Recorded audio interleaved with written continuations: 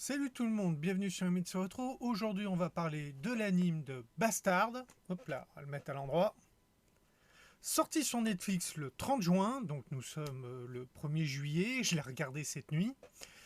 Donc, c'est une série payée par Netflix, puisqu'on parle quand même d'un manga qui date de 1988, qui est toujours en cours actuellement avec 27 tomes. Et c'est une série 16+. Pourquoi je précise ça? Parce que si vous connaissez Bastard, vous savez que 16+, c'est gentillet par rapport au contenu de Bastard. Donc, forcément, ça veut dire que pour l'adaptation de cet animé, ben, il y a un peu de censure. Alors, on va parler globalement. Est-ce qu'il faut, si vous connaissez Bastard, regardez cette série. Si vous ne connaissez pas, regardez cette série. Par contre, âme sensible, s'abstenir, bien que ça soit quand même pas mal édulcoré. Je vais vous expliquer. Vous prenez par exemple le premier sort qu'on voit Dark Schneider utiliser, le sort mythique de Dark Schneider qui est Venom. Normalement, Venom, comme il dit, c'est une épée qui disjecte ses ennemis. C'est dans le lariat du sort, dans l'incantation. Et quand il l'utilise, le mec il finit en morceaux avec les boyaux qui giclent de partout. C'est ultra gore. Là, dans l'animé, ça fait une espèce de colonne de flammes qui désintègre complètement sa cible. Donc voilà, c'est plus gentil. Dans les autres choses censurées, normalement, Dark Schneider, il a tendance à souvent être à poil, c'est un gros obsédé. Donc il est souvent là, la bite à l'air avec la trique, courir après les femmes. C'est un Ryo Saeba en puissance avant Ryo Saeba. Et ça, alors il est toujours après les femmes, à les pleuter, à les lécher, à tout ce que tu veux. Mais ça s'arrête là. Ça va pas plus loin. Il est censure oblige, il est eunuque. C'est-à-dire qu'ils ont même pas, comme dans le manga où parfois tu as une grosse barre noire de censure. Là, non, il n'y a rien. Voilà, c'est eunuque, c'est comme un mannequin de grand magasin. Donc c'est ce qui fait que Bastard, qui est une série qui est considérée à la fois shonen et seinen, seinen pour son côté gore, sexe et compagnie, et shonen de par sa construction de l'histoire, euh, en- ils l'ont limité à 16+, pour le rendre plus accessible au public. Si j'avais un... Au niveau des derniers reproches que je pourrais faire, le titre. Normalement, Bastard, c'est... le titre, c'est Bastard, le dieu de la destruction, et trucs comme ça. Là, ils ont mis Bastard, Heavy Metal et Dark Fantasy dans le titre. Et t'es là, non, Heavy Metal et Dark Fantasy, c'est plutôt le genre. Il est de genre Dark Fantasy, il fait partie des séries les plus célèbres de Dark Fantasy en manga. Je précise bien en manga. C'est vraiment, oui, effectivement, tous les noms des lieux et des attaques sont des noms de groupes de rock, de metal, de heavy metal, de tout ce qui est dans ce genre-là, parce qu'il existe tout un tas de genres différents et je n'ai pas assez de connaissances pour en faire la liste. Euh, mais si tu le sais pas, tu le vois pas. C'est-à-dire que t'es là, il arrive, il te balance Venom, Megadeth, Def Leppard, Halloween, il y en a tellement, Metallica, on retrouve tous ces noms-là, mais c'est voilà, ne regardez pas la série en croyant que vous allez entendre la musique de ces groupes. Ce n'est pas le cas. Il y a effectivement un générique qui est assez métalleux, assez rythmé, mais sauce japonaise. Je l'ai regardé en japonais sous-titré français. Je n'ai pas regardé la VF. Je voulais entendre le cast choisi par les Japonais. C'est quelque chose qui est très important parce qu'à la différence qu'en France, que les doubleurs Bien souvent, c'est les doubleurs sous contrat avec la boîte qui fait le doublage. Enfin, les comédiens de doublage, utilisant les bons termes quand même, ce sont des comédiens de doublage. Il n'y a pas vraiment de casting. Alors que au Japon, vous avez un casting. Le choix de la voix est très importante. Elle doit coller avec le caractère du personnage. Si le personnage a un caractère doux, on lui donne une voix douce. Si c'est une grosse brute, on lui donne une voix beaucoup plus grave. Il y a tout un tas de choses. Ce que la plupart des pays ne font pas. Ce n'est pas spécifique à la France. C'est quelque chose qui, dans le doublage, la plupart des pays ne font pas attention à se dire tiens, le personnage, il est comme ça, ils ont pris une voix comme ça, faut qu'on le prenne en compte. Attention, il ne faut pas copier. Parce que la traduction, la grammaire et la diction d'une langue a un impact sur son intonation. Vous ne pouvez pas avoir si vous mettez exactement la même voix, avec le changement de langue, l'effet ne sera pas le même. C'est-à-dire qu'il faut comprendre l'effet qu'ont voulu les directeurs et réalisateurs, qu'a voulu le réalisateur quand il a choisi la voix pour le reproduire dans ta propre langue. Bon, fin de la parenthèse doublage. Moi, je l'ai regardé en VO.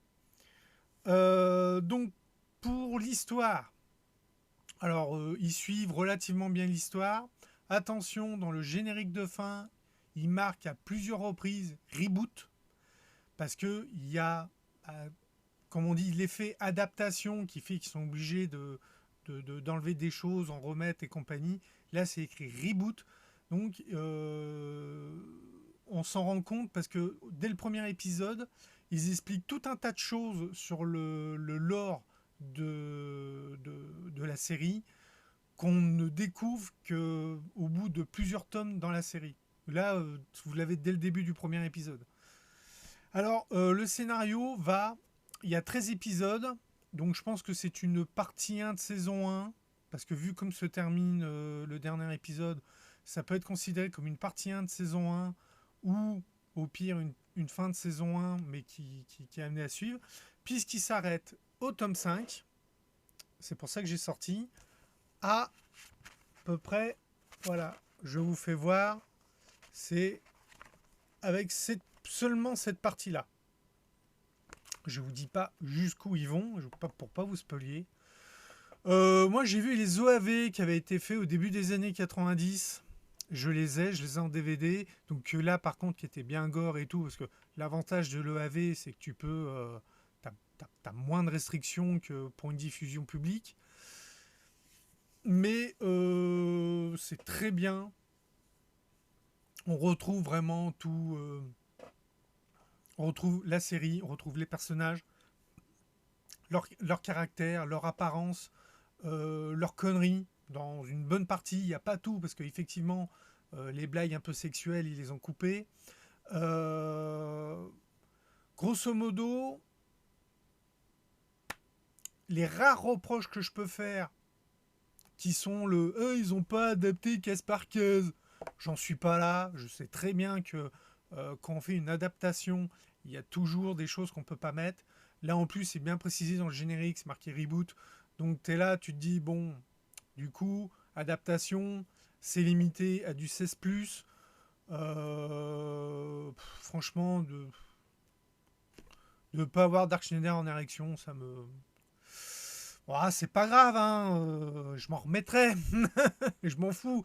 Non, c'est vraiment de la censure discrète. Parce que tu as un moment, tu as Yoko qui se retrouve, qui est toute nue. Et il y a quand même un effet de censure qui fait qu'on voit pas ses tétons. Parce qu'au Japon, pas de poils, pas de tétons, pas de... C'est dans la censure japonaise. Donc du coup, non, il y a il y a la case censure habituelle, il y a les coupes habituelles à une adaptation. Donc là-dessus, non, c'est normal. Donc on peut pas vraiment le reprocher, c'est normal. C'est inhérent au, au format de la série. Le fait que ça soit une Netflix, donc une plateforme de vidéo à la demande, fait qu'ils ont quand même été comment dire, moins restreint que si c'était une diffusion télé. C'est quand même beaucoup de choses que si ça avait été une diffusion de télé, ça aurait été coupé ou censuré, que là, quand même, c'est quand même laissé. Euh, non, très très bonne adaptation. J'ai passé la nuit dessus parce que j'ai pas pu le regarder dans la journée. Je voulais le regarder dès sa mise en ligne, mais j'ai pas pu. J'ai eu autre chose à faire. Ce qui fait que j'ai commencé à le regarder très tard le soir, donc j'ai dormi 2 heures, quelque chose comme ça en fin de compte. Euh, et ce qui fait que je tourne cette vidéo beaucoup plus tard que ce que je voudrais, parce que ben, voilà, il y a eu des gros orages, j'ai eu des dégâts, à gérer, donc j'avais autre chose à faire que de tourner cette vidéo. Donc voilà, la vidéo est tournée, je recommande la série. Si vous avez Netflix, si vous avez d'autres possibilités pour voir, regardez-la. Si vous connaissez pas le manga et que vous aimez la dark fantasy, faut vous y mettre, c'est vraiment une super série. Euh, Parfois le scénario est un peu compliqué à suivre parce que l'auteur a un peu tendance à se disperser, donc ce qui fait que tu es obligé de compter sur les flashbacks de certains tomes pour comprendre certains événements. Ça, c'est toujours un peu pénible avec l'auteur, c'est donc Kazushi Agiwara. Voilà, donc il sort à peu près un tome tous les 3 ans parce qu'il fait beaucoup de choses autres que Bastard et qu'il a des problèmes de santé, il a une vie de famille, il y a tout un tas de choses qui fait que les délais entre 2 tomes sont énormes. C'est pour ça qu'on a 27 tomes en France, je crois qu'il n'y en a que 27 au Japon, parce que le 28e n'a même pas été fini d'être prépublié. Les derniers chapitres que j'ai vus qui correspondaient au 28 faisaient donner plus l'impression d'être des crayonnés, voire des storyboards que des chapitres finis. Donc, d'ailleurs, il avait mis dans le tome 27 qu'il fallait vraiment qu'il finisse la série parce que pour les fans, quoi. Non. C'est peut-être que le succès de l'animé va permettre qu'il remette un coup de collier et qu'il finisse enfin le manga. Comme je disais, c'est un manga qui a commencé en 1988, 27 tomes en 24 ans. Pour donner un exemple, à la même période, A My Goddess a commencé en 88 aussi. Et A My Goddess est terminé, ça fait déjà un moment au Japon, en France ça fait déjà quelques années, avec 48 tomes, si je me souviens bien, 44 ou 48 tomes. Donc vous voyez, c'est vraiment... Et pourtant, A My Goddess, t'avais un tome par an sur la fin. Donc on est dans le cas de séries qui avancent vraiment doucement, très doucement. Hubelblatt, voilà. Si vous voulez un exemple, vous prenez Hubelblatt au niveau gore, sexe, machin et compagnie. Ben, vous aviez déjà tout ça dans Bastard avec de l'humour en plus, parce il est toujours en train de faire le con. Vous avez quand même... voilà, c'est le truc qui fait que Bastard c'est un shonen seinen, alors que Hubelblatt est uniquement un seinen. Parce que Hubelblatt est très sérieux, alors que Bastard, il y a quand même des gros moments de délire où il fait n'importe quoi. Il dit lui-même je suis le plus beau, le plus fort, je suis le héros, je suis un héros de shonen, donc je suis immortel. Ouais, il le dit lui-même, voilà, tu te marres. Voilà. Alors voilà, je voulais donner mon avis sur la série. Sans vous spoiler, donc il n'y aura pas de section spoil parce que j'adore trop vraiment allez la voir et faites-vous votre avis, c'est génial. Allez, je vous dis à bientôt pour une prochaine vidéo. N'oubliez pas le pouce bleu, l'abonnement, le commentaire et on se dit à la prochaine. Bye.